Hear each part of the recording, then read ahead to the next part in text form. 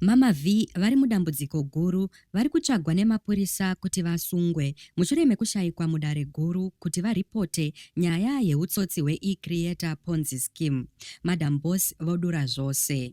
Mhuri yeZimbabwe ndinokuchingamidzai zvakare panonzi pano. Ndapota musakanganiwawo kusubscribe, kufollowa nekulikeawo vhidhiyo rino, zvakare nekurisheya. Izvi zvinobatsira kuti risvike kure kune hama neshamwari dzenyu dzisati dzariona.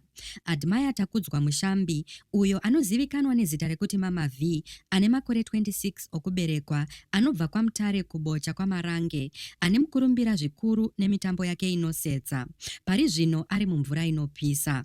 Gwaro rekuti asungwe rakapiwa naMagistrate Francis Mapfumo mushure mekunge Mama V varovha kuenda kudare semufakazi mukuru panyaya yekubirwa kweecreator kuHarare Magistrates Court.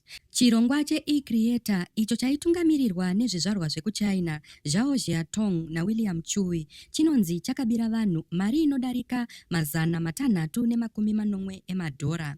Mamwe mashoko anoti inotosvika ku$1 million.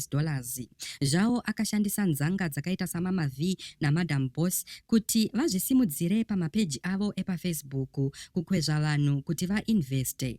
Musi wakashayikwa Mama V, Madam Boss vakabva vasimuka mudare ndokuzvichenesa vachitengesa Mama V kuti Mama V ndivo vakavaintrodusa kukambani iyi panhau yekushambadza basa ravo chete. Zhao akasungwa muna Chikunguru 2023 uye kutongwa kwacho kwave kuenderera mberi muna 2025.